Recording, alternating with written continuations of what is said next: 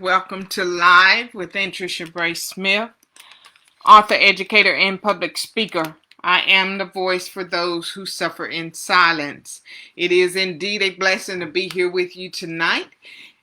Tonight, our topic is surrounded by your thoughts. We're going to talk about being surrounded by our own thoughts. But I appreciate you guys taking out the time to be here with me. Let me first just invite you to link up with me, to connect with me and follow me there in my Linktree address. They're in the description, and I'm going to also try to put it here in the comment section for you guys that come in. You can connect with me there and follow me, connect with me. I'd love to have you be a part of my platform, the encouragement and the vibes you bring, the positive vibes. It just keeps me encouraged and doing the things that I do. And so if you feel like that I've been missing in action, that can be farther from the truth. I am moving around a lot, and so when you connect with me, you're able to follow my platform, and you're able to follow me in the different places where I end up moving around socially on the social media platforms.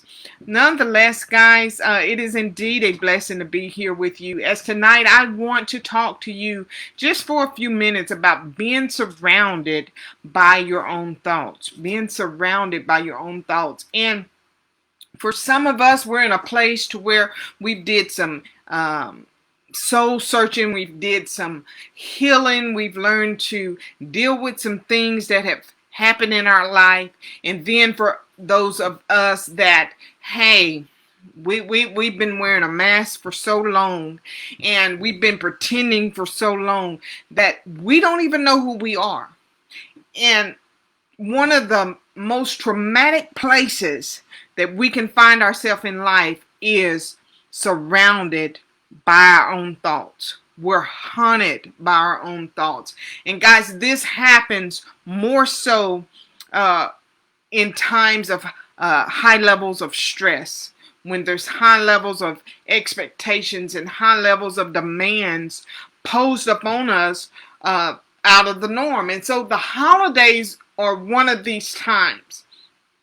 And as I reflect back, I can reflect back on just a few years past, being in that place to where just like clockwork, when September, October, November, and December begins to come around, my thoughts would play the role as my own worst enemy. I could not get out of my own head.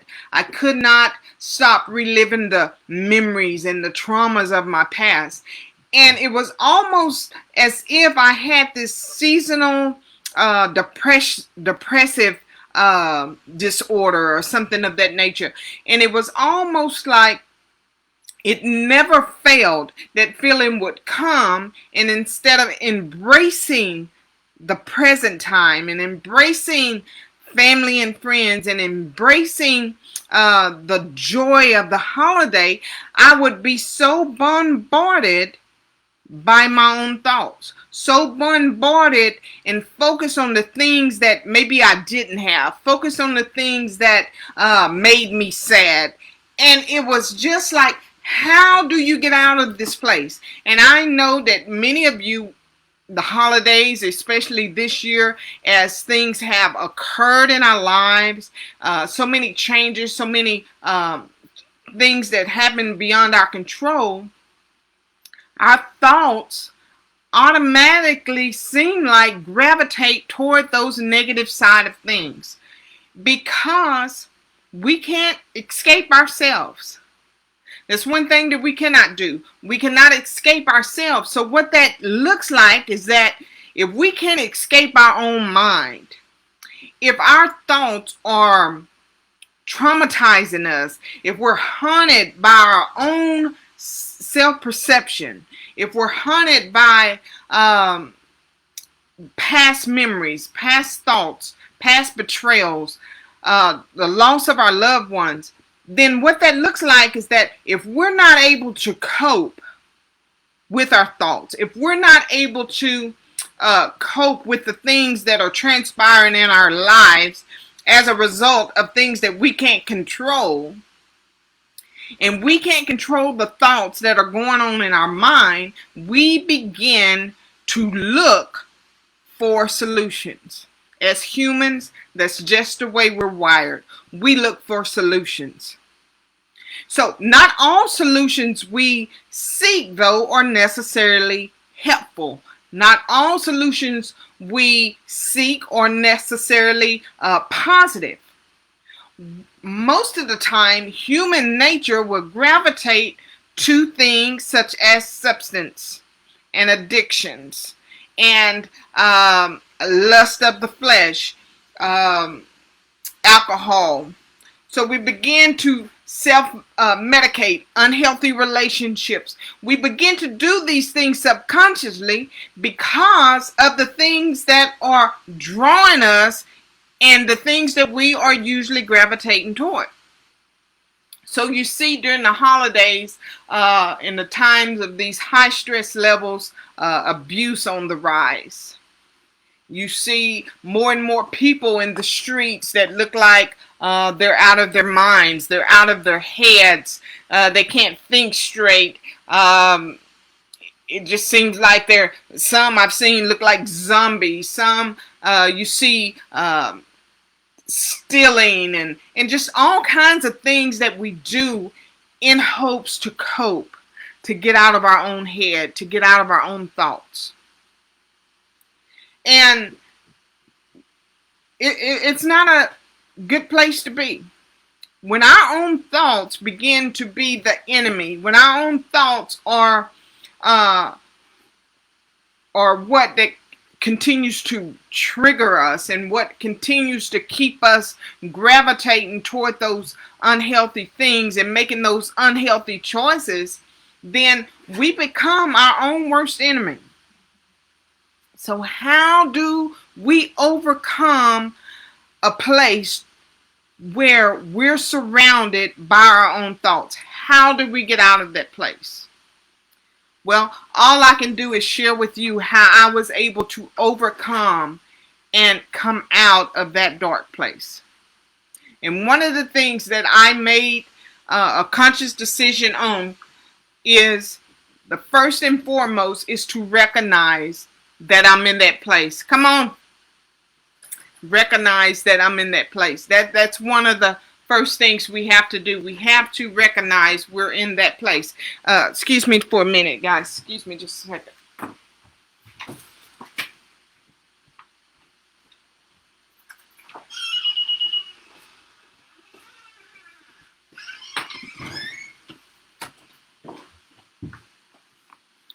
All right, I apologize for that. So one of the first things in coming out of that dark place, coming out of being surrounded and drowning in our own thoughts, is recognizing that we're there, recognizing and admitting to ourselves, sometimes for the first time, is that we're not in a healthy place. Being aware. Awareness takes the covers off of that dark place. Awareness begins to shed light in that dark place. As long as we keep things covered, as long as our mouths are closed, as long as we're too afraid to admit it, nothing changes. So you have to become aware and acknowledge that you're in that place of darkness and that your thoughts, you are your own worst enemy.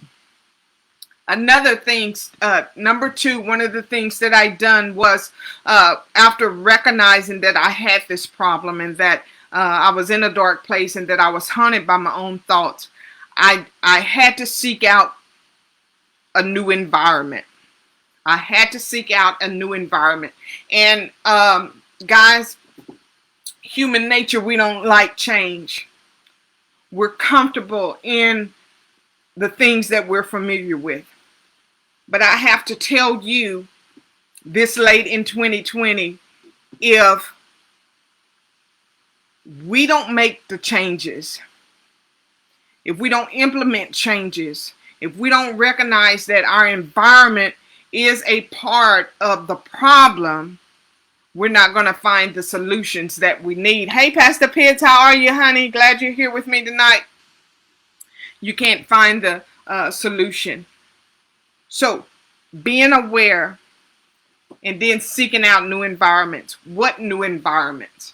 You know, it's not like we want to pack up and leave our house or anything like that. No, the new environments that I'm talking about is the environment of those things that you're feeding into your mind, like those things that you watch on television, those friends that you listen to, those conversations that you have, those places that you go that feed your habit instead of giving you the encouragement that you need to overcome that habit.